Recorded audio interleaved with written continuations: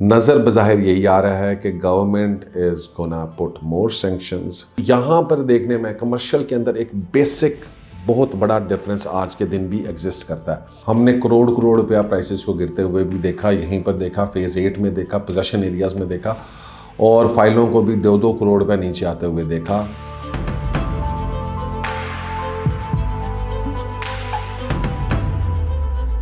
बिस्मिल्लाहिर्रहमानिर्रहीम, अस्सलाम वालेकुम गाइस। तो जैसे हमने पहले आपको बताया था कि जी के एफबीआर के रेट्स वैल्यूएशन हैं जो वो 1 मार्च के बाद नए रेट्स आएंगे, तो वो अब आ चुके हैं नए रेट्स। और अब हमने देखना ये है कि जी के कितना फ़र्क पड़ा है, और फिर हम एरिया वाइज हर एरिया को ज़रा एनालिसिस भी करेंगे। तो सबसे पहले इंपॉर्टेंट बात ये है कि जी के रेट्स बढ़ चुके हैं, और तकरीबन आप ये देखें कि 40% से लेके 100% तक जो है वो कई जगह पे प्राइसेस का डिफरेंस है। ओवरऑल देखा जाए तो ऑब्वियसली ये प्लॉट्स और फाइल्स के लिए कोई इतना अच्छा एलिमेंट नहीं है, क्योंकि अगर हम इस नतीजे पे हैं कि जनाब ब्लैक मनी का पैसा जो है वो इधर जाता है, सो दैट मीन्स कि इन चीज़ों के ऊपर आने से, रेट बढ़ने से वो काफ़ी हद तक कमी आएगी। दूसरी तरफ से अगर आप गवर्नमेंट का रिटॉरिक भी सुने तो एक दो और न्यूज़ हैं ऐसी कि जनाब कि जब भी अगर आप किसी ने कोई प्लाज़ा बड़ा बिल्डिंग बनानी है या कोई सोसाइटी डेवलप करनी है तो उसके सिलसिले में भी एफबीआर से अप्रूवल आनी पड़ेगी।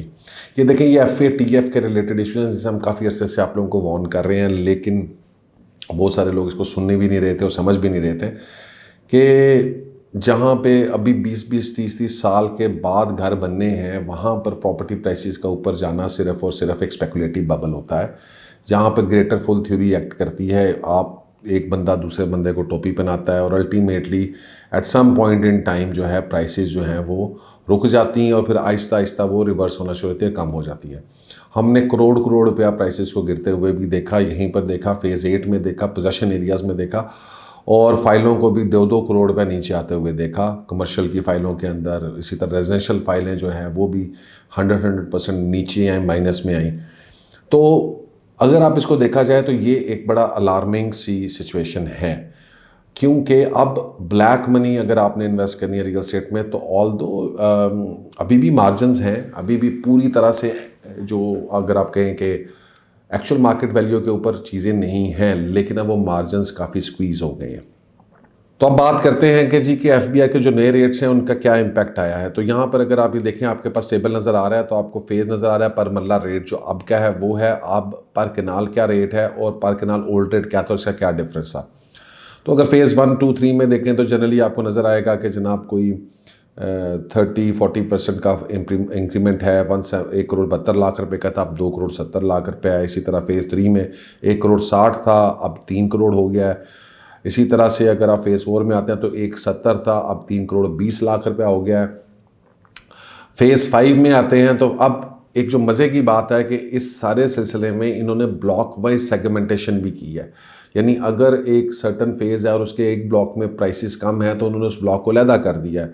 ये डीएचए मुल्तान में और डीएचए गुजरांवाला में जब हम उसकी बात करेंगे तो उसमें भी आपको पता चलेगा कि उसमें भी बड़ा एक मेजर इसी तरह से सेगमेंटेशन की गई है। तो इसका मतलब है फ्यूचर में जाके ये फर्दर सेगमेंटेशन भी होगी और ब्लॉक वाइज और रियलिस्टिक प्राइसेस की तरफ हम जाएंगे।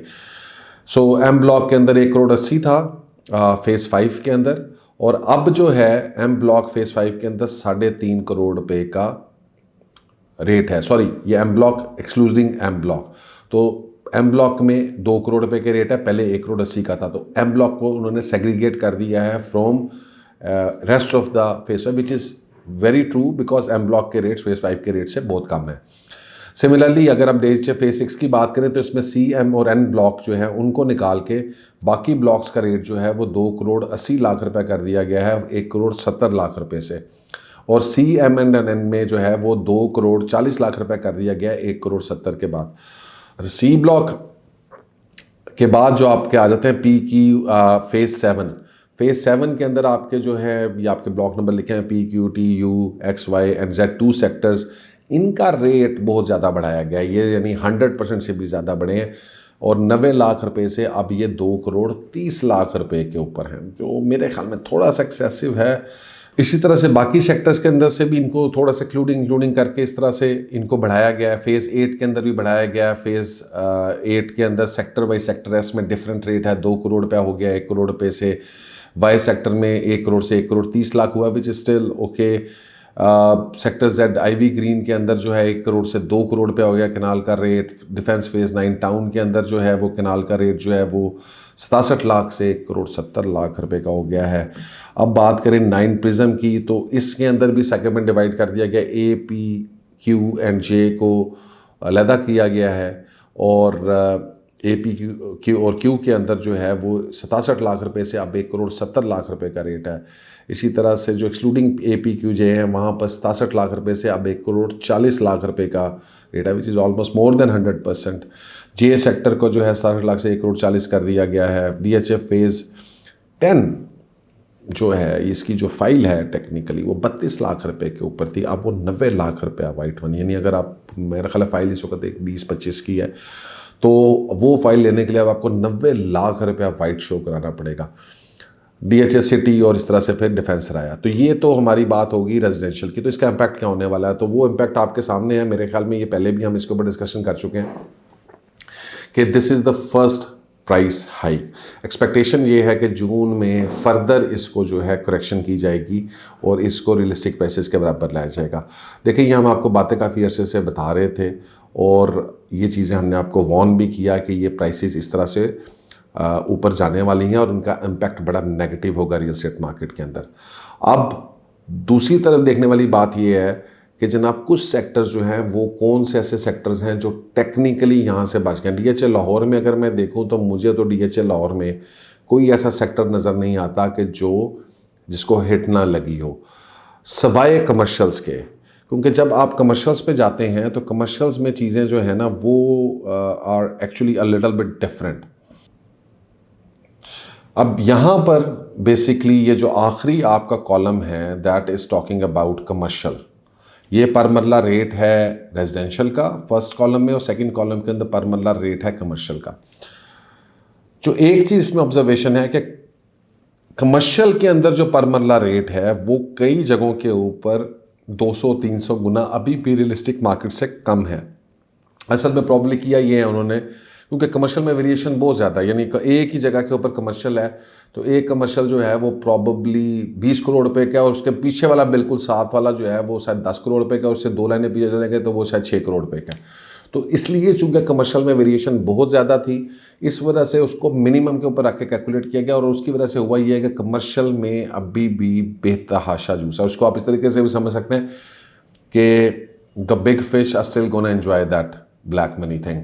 बिकॉज अगर हम बात करें सिर्फ और सिर्फ ये पीछे आ जाएं फेज़ वाई और जेड ब्लॉक में, तो वाई और जेड ब्लॉक के अंदर कमर्शियल की प्राइस कर दी गई है 1 करोड़ रुपया पर मरला, जिसके अंदर 8 करोड़ रुपया, हालांकि वहाँ पे कमर्शियल 20 करोड़ 25 करोड़ रुपए का मौजूद है, 30 करोड़ का भी फ्रंट के ऊपर आ जाएगा। इसी तरह से अगर हम आ जाएंगे फेज़ 6 में आ जाएंगे तो MB 70 लाख रुपये। 70 लाख का मतलब ये है, अच्छा 70 लाख रुपए का मतलब आपके सामने ही है कि 2 करोड़ 80 लाख रुपया। तो 2 करोड़ 80 लाख रुपया जो है वो 4 मरले की कीमत नहीं, आपको पता है MB के ऊपर मेन के ऊपर जो है वो 4 मरला 14 करोड़ रुपए का भी है, 15 करोड़ रुपए का भी है।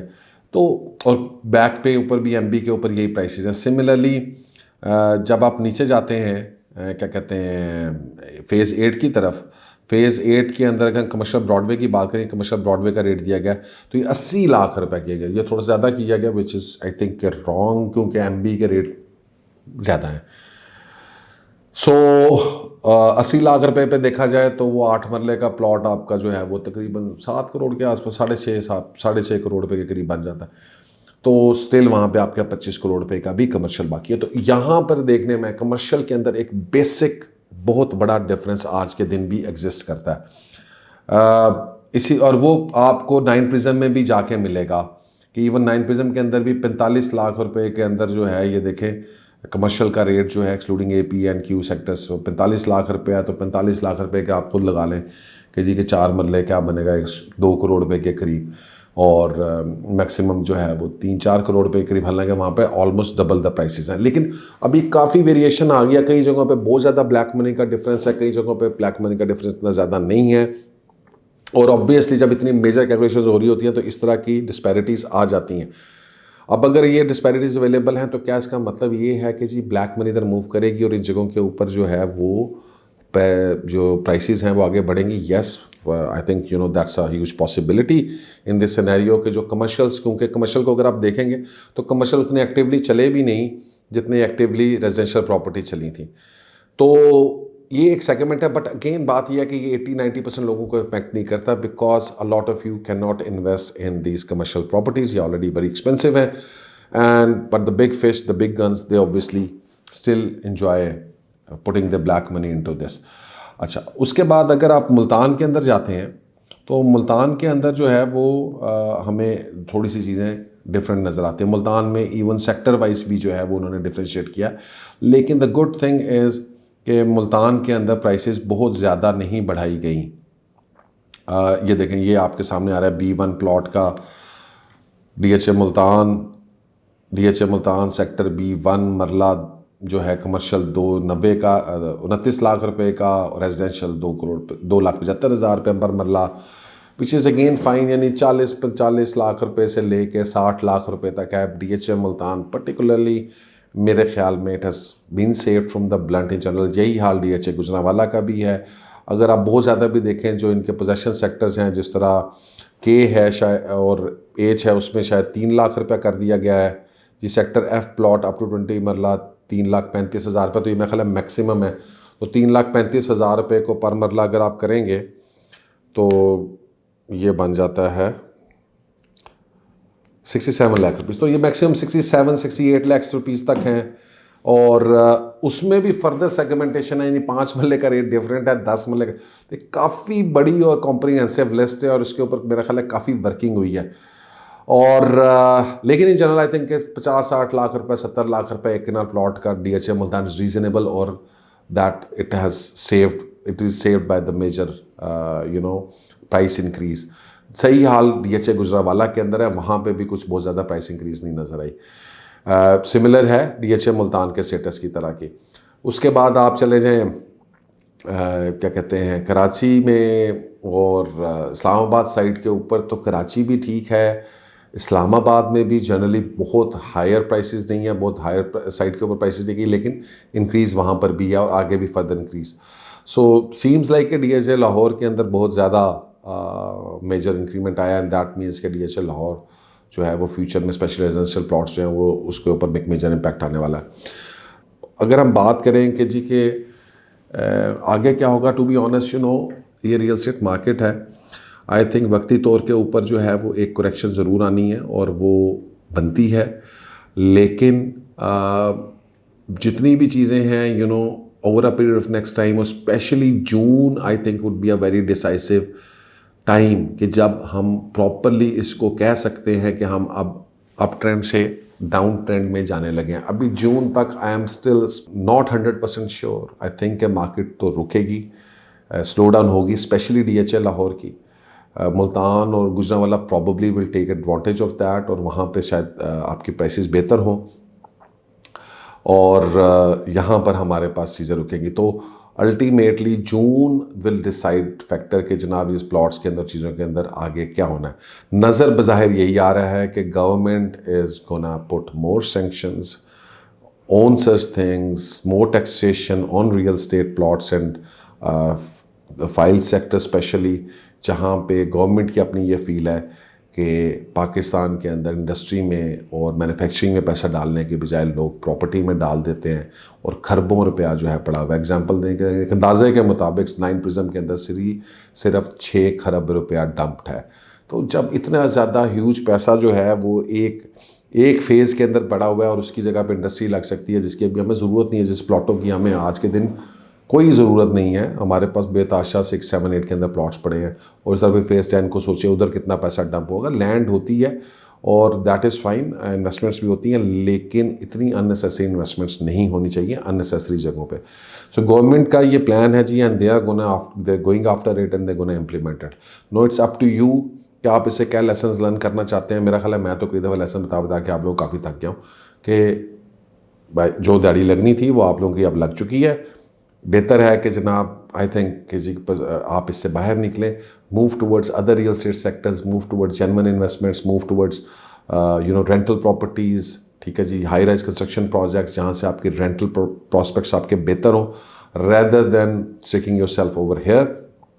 However, if you are die-hard plot and files fan, तो बेशक आप होल्ड करके देख लें जून तक, and if government imposes more taxes, capital gains or some other form of taxes on these plots and files, तो फिर we can comprehensively say कि 2022 के बाद जो है हमारी real estate market will be going for a long slumber, long sleep and a long down trend.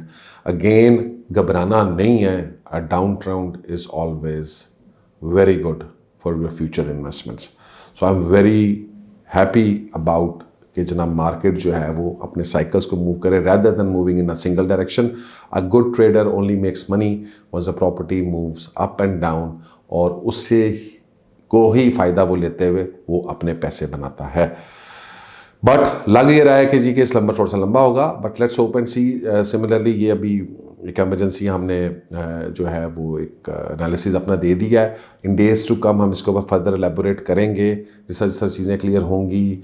हमने अपनी पाकिस्तान रियल एस्टेट फोरकास्ट में भी बताया उस वक्त के आपको कि गवादर और ये कुछ एरियाज़ हैं जो बेहतर हैं इन्वेस्टमेंट्स के लिए. So real estate can move in that direction. Things are going to turn out differently, और शायद मेरा ख्याल है जून के बाद जो है वो दूसरे एरियाज़ और हमारे पास क्लियर एक डायरेक्शन आएगी. Until then you should wait out, और अगर आप वेट आउट नहीं करना चाहते तो we have some of the best projects available for you guys जिसके अंदर आप आके इन्वेस्ट कर सकते हैं. So guys thank you very much, and inshallah ta'ala see you next time with the similar kind of a video about this FPR analysis in a couple of days जब हमारे पास market की और बेहतर feedback आता है. Thank you very much and अल्लाह हाफिज़.